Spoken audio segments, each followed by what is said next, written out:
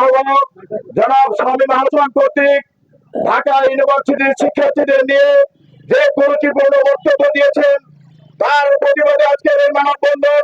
এই মানববন্ধনে বিভিন্ন শিক্ষা প্রতিষ্ঠানের সম্মানিত প্রধান শিক্ষক, সহকারী প্রধান শিক্ষক সহ শিক্ষক কর্মচারী বৃন্দ এখানে উপস্থিত আছেন আমার প্রিয় সাংবাদিক বৃন্দ।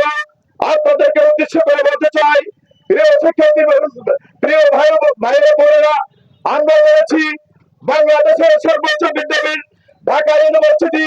সেই যে ইউনিভার্সিটিকে আমরা কেন্দ্র করে সারা বাংলাদেশের সকল আন্দোলন সংগ্রামে এদেশের মানুষ ঝাঁপিয়ে পড়েছিল।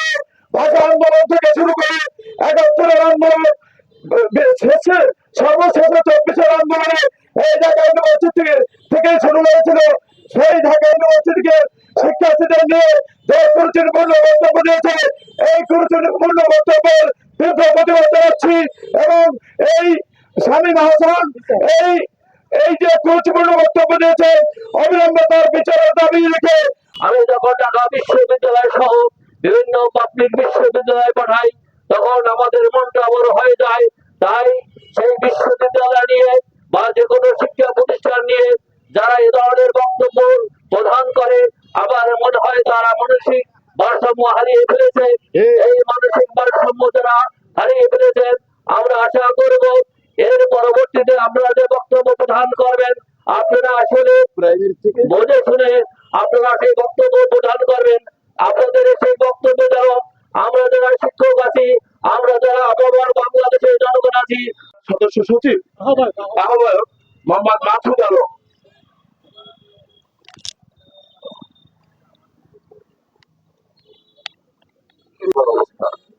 আমরা শিক্ষক হয়ে একজন শিক্ষকের বিরুদ্ধে মানববন্ধন করতে আসলে আমরা বাধ্য হয়েছি।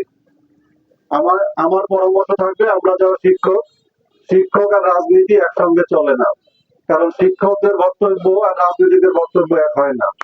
তো সেক্ষেত্রে জনাব শামীম আল হাসান সাহেব একটা রাজনৈতিক দলের সাথে সম্পৃক্ত। তিনি বক্তৃতা দিতে গিয়ে তার অনিচ্ছা সত্ত্বেও হোক ইচ্ছা সত্ত্বেও যে কথাটা বলেছে, এটা আমাদের খুব লেগেছে। আমি একজন অভিভাবক, আমাদের বাচ্চারাই ঢাকা বিশ্ববিদ্যালয়ে লেখাপড়া করে, আমাদের সর্বোচ্চ একটা বিদ্যাপীঠ। এটাকে নিয়ে তিনি যে মন্তব্য করেছেন এটা খুবই দুঃখজনক।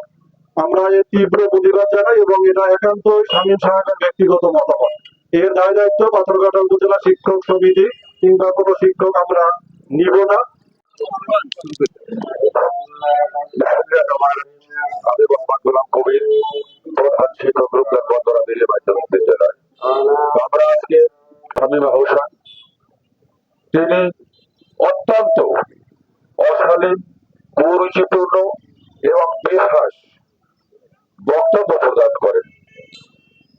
এই বাংলাদেশের সর্বোচ্চ বিদ্যাপীঠ ঢাকা বিশ্ববিদ্যালয়ের ডাকসু সেই সংগঠন সম্পর্কে তিনি এই যে বেহাস মন্তব্য করেছেন, এটা তার, আমরা মনে করি এটা উদ্দেশ্য প্রণোদিত এবং এটা কোনো রাজনৈতিক বক্তব্য হতে পারে না।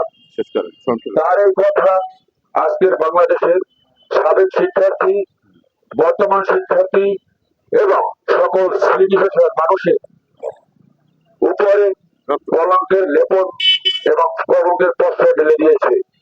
ওই দিনের বক্তব্যের আমি তীব্র নিন্দা প্রতিবাদ জানাচ্ছি। আর ওই দিনের বক্তব্য সম্পূর্ণ ওনার ব্যক্তিগত বক্তব্য, এরা দায়ভার আমাদের বাংলাদেশ শিক্ষক সমিতি এরা নিবে না। এই জন্য আমাদের পাথরঘাটা শিক্ষক সমিতি তাকে আজকে আনুষ্ঠানিকভাবে আপনাদের সাংবাদিকের সামনে আমরা তাকে অবাঞ্ছিত ঘোষণা করছি এবং সাথে সাথে তার বিরুদ্ধে বিধি মোতাবেক ব্যবস্থা করে তাকে বহিষ্কার করা হবে ইনশাআল্লাহ।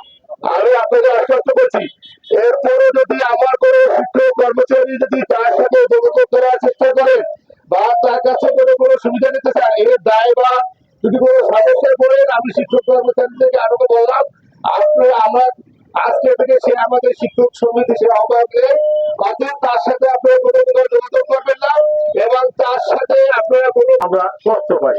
এই শামীম আহসানের বক্তব্য মূলত জামাত নেতা হিসেবে আমরা গ্রহণ করতে পারি, একজন শিক্ষক হিসেবে তার এই বক্তব্য আমরা কোনো অবস্থাতেই মেনে নিতে পারি না। আমরা তার এই বক্তব্যের তীব্র নিন্দা এবং প্রতিবাদ জানাই। এই বক্তব্য তার নিজের, এই দায় দায়িত্ব তার নিজের, এই দায় দায়িত্ব কোনো অবস্থাতেই শিক্ষক সমাজ নেবে না। আর প্রশাসনের নিকটে আবেদন থাকবে তার এই বক্তব্যের জন্য তাকে আইনের আওতায় আনা হোক, এবং যদি তাকে আইনের আওতায় না আনা হয়, পরবর্তীতে যদি কোনো অঘটন ঘটে, এর জন্য এই শিক্ষক সমাজ কোনো অবস্থাতেই দায়ী থাকবে না। আমাদের শিক্ষার্থীরাও আছে যারা যে কোনো সময় তাকে আসলে যদি তার বিরুদ্ধে কোনো ব্যবস্থা গ্রহণ করা না হয়, তাহলে তারা যদি আইন হাতে তুলে নিতে চায়, তাহলে সেক্ষেত্রে আমাদেরও কিছু করণীয় থাকবে না। তো সেই কারণে আমি আপনাদের মাধ্যমে এই প্রশাসনের কাছে আহ্বান জানাতে চাই, তারা যেন এই ব্যাপারে তড়িৎ ব্যবস্থা গ্রহণ করে, নতুবা এই জায়গায় তো প্রশাসন, স্বাধীন সহ এদেরকেই বহন করতে হবে, তার সংশ্লিষ্ট রাজনৈতিক দল। আমরা এই শিক্ষকরা মূলত এর দায় দায়িত্ব বহন করবো না।